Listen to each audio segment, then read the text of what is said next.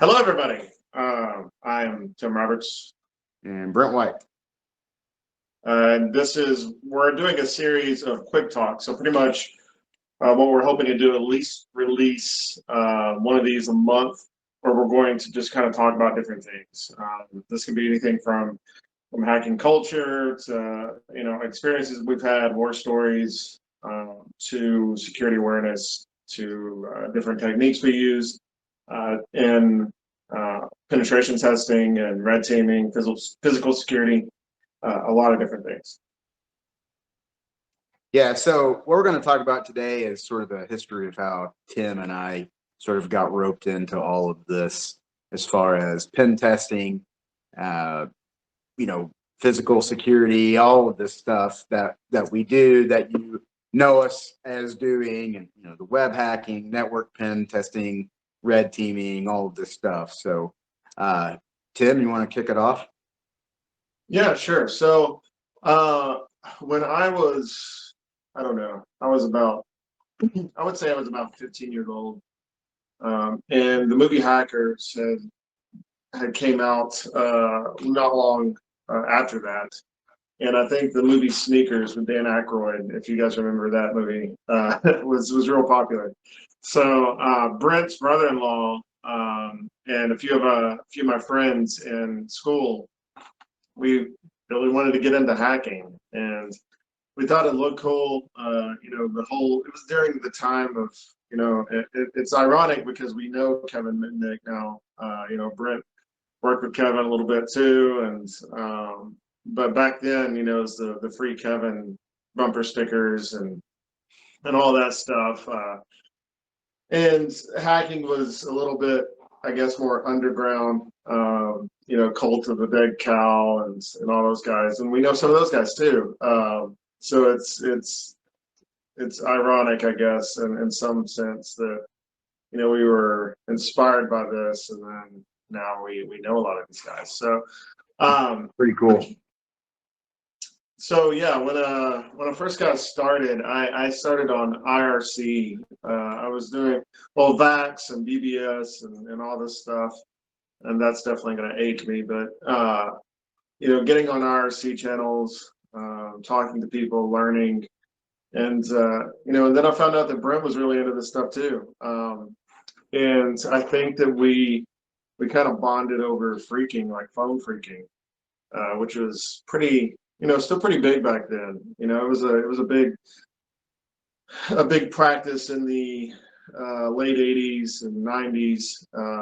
Not so much now. It's very different now, of course. But back then, you had the tone dialers and you had your blue box and all these different kinds of methods to hack a phone system, and that's kind of where I think Brent and I are past the divulge or are connected. So Yeah, so in especially the movie War Games, and as Tim mentioned, Hackers, and started figuring out, okay, these phone systems that we use all the time, even at our house, pay phones, you can make them do different things. And so if you're not familiar with the earlier phone systems, whenever you would deposit a quarter, it would then generate a tone of 2600 hertz.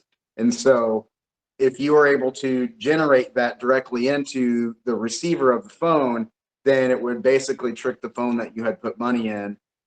This was one of the, I guess, sort of the biggest exploits of those phone systems. And I remember 1 year for my birthday, Tim actually got me this cool guy right here. I don't know if you guys can see it.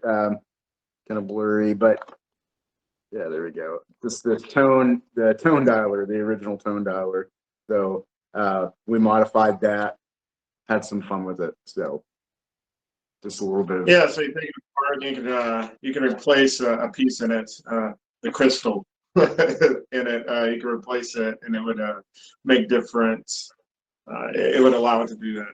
So in addition to that, we would always sit around and sort of daydream about how we could get a lineman's handset. You remember that? Yeah, well, that's what's funny, and I try to find it. I think it's in storage, but I have a poor man's lineman's headset. where I had me and my buddy of mine, he went by the name Scud back then. You know, we made this thing with a you know, the phone jack that you would install in your house or whatever, and we put some lines on it and put some alligator clips on the back of it, but it acted as a lineman's headset, where you can plug in a phone, and then you know, you clip the alligator clips to the lines, and you can make calls that way. I remember when I was younger, really young, you know, knowing how to get into these terminal boxes or these boxes and stuff and make long distance calls, or eavesdrop or anything like that, you know, which is super sketchy when you think about it now, and you're like, wow. But you know, that curiosity, I think, definitely spurs creativity and thinking outside the box and wondering, man, how can I make these things do what they're not supposed to do, or how can I take advantage of these systems, and these vulnerabilities? And I think that's kind of the foundation of a lot of hacking is, you know, whether ethical or non-ethical, that's what it bases off of. So Hey, that while you're curiosity. saying that, I'm going to see if I can find something really quick. Hold on one second. All right. So yeah, that curiosity kind of led into further studying things, right? I remember my first bump key. It was for a master lock, and this key, it was almost like a master key. It would open because I didn't even have to bump it really to open some of these locks. And I remember going through my high school and taking off padlocks and stuff and making this kind of amoeba of padlocks and just leaving it in the lunchroom. And it was very juvenile and, you know, in a way, I guess it was very script kiddie, but in a physical sense, you know, but doing that. And then, you know, back orifice was really big, you know, a lot of Oh these man, rats. I Net got into some bus. hot water in high school from back orifice cold of the dead cow. Uh, I'll tell that story at a different time, but I want to jump back to the phone freaking stuff. And I was really been big into electronics when I was I'm younger. gonna I see used if I to, can find something too. So keep going, Brent. yeah. So I was really big into electronics, and I used to try to make my own motion sensor alarm things, and basically anything I could try to wire together to see how it worked. And this book from Radio Shack back in the day. Turn this filter off. Um, this taught me quite a bit here. You can see it's pretty dated by just looking at it. But through this, you know, I was able to get some of the schematics and things and build like the black and silver boxes and the blue boxes and all these different phone freaking boxes, that basically, whenever you would make a phone call from your house, the voltage of the line would drop. This particular, and that's how the phone company at the time knew how to start metering your phone call. Well, a particular device that I made uh, prevented that voltage from maintain the voltage basically, so you could make phone calls and you weren't getting charged for those. So my mother had a friend in uh, South Korea at the time, and she had a phone call with her and it never showed up on the phone bill. She had no idea, so she's totally innocent. Love you, mom. And Tim, uh, little So blast from real the quick, past. look, I did find it. This was my lineman's headset, uh, poor man's lineman headset that I Oh had made. yeah. So yeah, so pretty much you would plug these alligator clips into the line and plug in a phone there from the terminal box. I remember Yeah.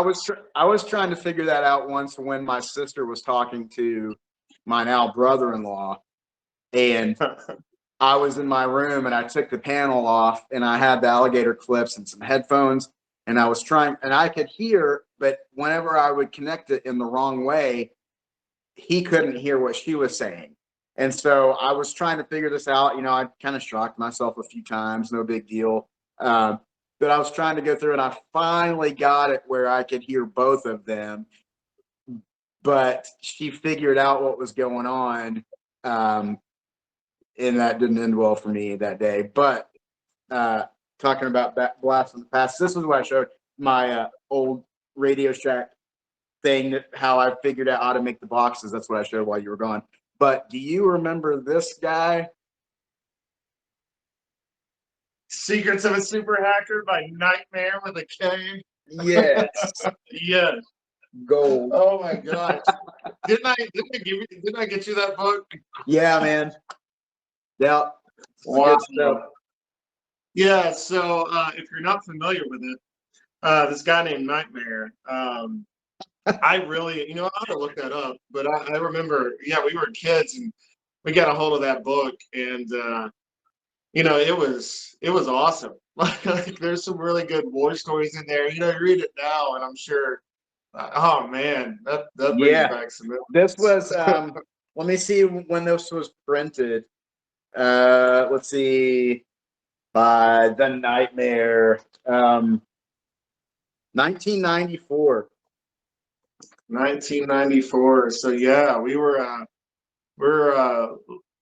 so this is before high school. Then and we got a hold of this book, I guess, in middle school, and then it really Kind of took inspired a off. lot. Yeah, it took off, man. I wonder how legit this guy is. I would love to meet this guy. I wonder if we've crossed paths or if he still does anything. But yeah, Hey, it was kind of if like reading a 2600 magazine, right? So yeah. Well, hey, if yeah, anyone knows, The Nightmare that wrote this, if you could please have him contact us, we would love to chat with them or yeah, her absolutely. or whoever it Yeah, is. whoever it Them. is, because they definitely inspired us as kids, man. And them, of course, Kevin Mitnick and a lot of those guys. It's funny. I was looking for those old CDs. If you guys remember when hackers.com was kind of a thing before it got real silly. Is that the Um, exploit CD that you got? yeah, so I had all these exploit CDs with like nuking tools and like When teardrop Nuke. attack, When Nuke was on that one. I remember that. wind nuke. Yeah, all of these IRC attack vectors. Man, if I find them, I'll write a. We should do a blog, Brent, on the Yeah, hack people. thinking back about that, I wonder how many Trojans we put on our own computers running those things. Oh, dude, I'm sure it was a lot of them. It's funny too because I remember being a part of a hacker group, and if you guys are out there and hello, it's Fight Boy from back in the day, but like Banned and Damned, I was part of a hacker group on IRC, and I remember a guy named Roadrunner had made an IRC client called, I can't even remember it. Man, I can't remember the name, but it had all these hacker tools built into it and these scripts built into it. It was pretty cool. Roadrunner was one of the main guys. Him and somebody named K-Line, I think, DNA, and all these hacker names. But yeah, no. What's cool about some of those things back in the day, and I think it's led into a lot of hacktivism for some people. And it's interesting too because Brent and I do a lot of OSINT work for some of these charities that help track down, either missing people or that help track, like child predators and things like that. But we were doing this at an early age too. We were on This actually IRC is joining. it's a good time to show this. Oh, yeah, Wait, let's see that's if we funny. can. I Can you wonder. read? I wonder. No, I can't read it. It's Let me blurry. turn this stupid blur effect off. Here, I'll read it. This is like the creed. The holder of this card is a member of Digital Orb and assigned a badge number. Within this badge is information concerning the membership of its holder. If holder is caught with this card and is not a member of Digital Orb Enterprise, holder will be reported to the proper authorities. Yeah. So a little backstory on that. Yeah, that was our a hacker group we made in middle school called Digital Org Enterprises. uh, yeah, we had a website, and the number on that card did it contained. I remember trying to make a barcode to do that, but yeah, it just had information, like just trolley information on it. But that's oh, that's fun. Yeah, so we had a few different hacker groups back in the day that we were a part of. But one in particular that I won't I won't mention from IRC we were a part of. That group would go into a lot of team chat rooms on IRC, and this is still a problem, right? You get a lot of weird, creepy people out there that look for teenagers and stuff like that, and these child predators that are actively, searching for people to victimize. And what we would do is pretend to be, I mean, we were kids, but we were pretending to be other kids, and send them Trojans. Like, so we would send them like what was it, silk rope or something like that that would wrap the There Trojan. were a few different variations that were pretty solid. Yeah, so essentially what we do is like back orifice, we'd send them this something wrapped in a payload and malicious payload, and they'd execute it, and we'd get access to their system, and these people would beg, you know, a lot of these hackers to please don't do this, don't do this, and we're like, man, and we turn it over to the authorities. When the authorities at the And time just didn't do shit. yeah, but just to clarify, when you say don't do this, that was them begging the group or whatever group members that was to not expose them, because these a lot of times we found out were business owners of certain communities, people that were known, and that this obviously would have destroyed them. So Yeah, and man, this was a very long time ago. I'm not gonna say when, but it was in the 90s. This is a long time ago, and so being around a lot of these people, it made you kind of feel like a vigilante, or that you were doing something good. yeah, Um, so I remember being a kid and thinking, man, like when I grow up, this is what I want to do. I want to hack for good. And it's just it's been a journey. I remember Brent and I would get together, and we'd have these kind of like sleepovers where we would just stay up all night hacking. we're playing. What was And that game we played all the time? Worms, like the original Worms. oh Remember yeah, that? yeah. For Yeah. hours. I figured out how to hack worms, cheat on that game. Tons of points We, for free. yeah, we did a lot of that stuff, and it's funny to realize that that was 20 some years ago, and now we're working together for we worked together a couple different places, but now we're working together at as DoD contractors for doing offensive security stuff. Um, so it's been a journey. It's funny too, because you can always kind of tell who went to school for penetration testing and who grew up as hobbyists and script kiddies, and that kind of, I guess, pseudo black hat, gray hat kind of background to becoming white hat. It's been interesting. Yeah, for sure. We get a lot of people that ask us how can we get into the physical pen testing? Like, it's the cool stuff, it's fun. But I think we've mentioned this before. There's more than just getting into a building. When you're in there, you need to know how to pen test the network and things. So if you're interested in getting into stuff, obviously don't do anything illegal. That's not the right way to go about it. We were very fortunate, very lucky to not end up in the wrong path, thank God. But as Tim mentioned, there are degrees, there are several programs out there. There's the route of military or law enforcement or government. And there's so many different paths to an InfoSec career that does not have to include anything illegal. So. Yeah, and let's kind of conclude on that. I know we wanted to keep these quick talks, and we could probably talk about this all day. But I think because that is one of the common questions. How do I get into this? So my advice is always look at some baseline certifications. If you can go for something like your OSCP right off the bat, go for it.